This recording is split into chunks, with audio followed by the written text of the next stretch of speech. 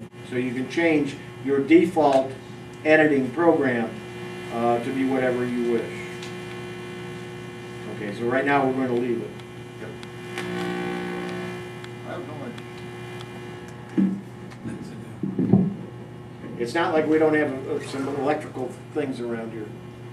My phone, Turn I it got. down. Turn it down. It's not feedback. Yes, feedback. I think it's, Downward. when you moved Yeah, your but- phone near it, it seemed like it got louder. Well, when he came in, it made it. Now it's gone away. So who knows? You're radioactive. Beautiful. Okay, so let's see. We didn't change anything here. No.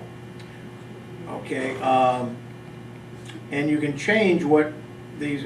You can add internal viewer. You can change it to Shift F3 under cursor and so on. So there might be some things that I may want to go and change later on.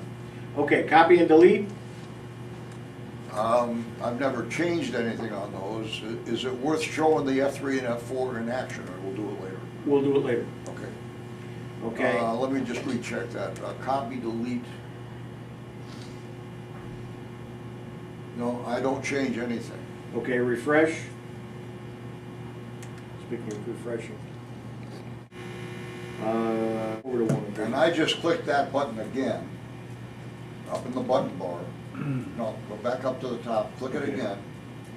And it did the same thing on the other side. Questions on that, what it's doing? If you don't understand it, don't worry about it, you probably never use it. All right, the next one, invert selection, is huge. Okay, invert selection. Okay, this is, Go on your right side. yeah, And highlight, say, 5.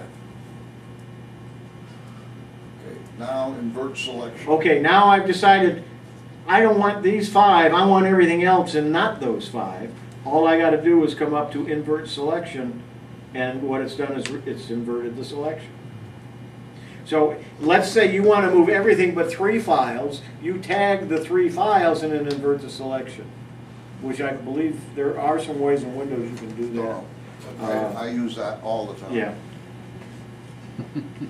In Windows, you have to highlight them all, and then you can go turn off the individual ones, and you can do it to a couple and invert. There is a way to invert it, And there it is. and there it is.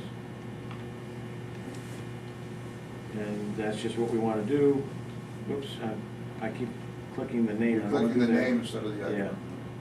And that's why I like the space bar. You don't have to get into Yeah. something that close. 'Cause when you hit it with the mouse, it's still not doing it. I gotta hit the space bar. Okay, and then I want to delete it. Is delete, yeah, F8 or Delete key. the delete key or this. Yeah, either one. And you want to for sure, and it's gone. Okay, so we got the search, read multiple, or rename multiple files. I've not used this, but I do use a program to do it. Now maybe I don't have to. So I want to, what I want to do here is, I want to go back, and let's say I want, from here, and do a shift to here, and tag all those, and I want to rename them. Let's see what happens. Okay, it gives you a lot of choices, and that's what my other program does. You can have a range, you can put numbers. So if these are pictures, and let's say I want to call it wedding and start with 0, 1, you can do, I believe you can do that and replace with, and you can do it by define the counter step by 1, start at, and a lot of times if you got a lot of them, you can start at 0, 0, 1. So if you got more than 100 of them, it will actually start numbering and go through the hundreds.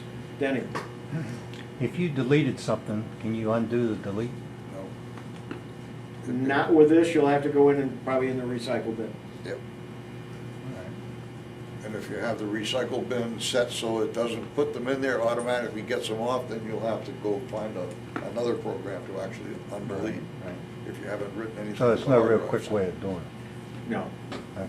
So you're saying, like on this one, where they have their old number, you could renumber the prefix and then just have it remember the number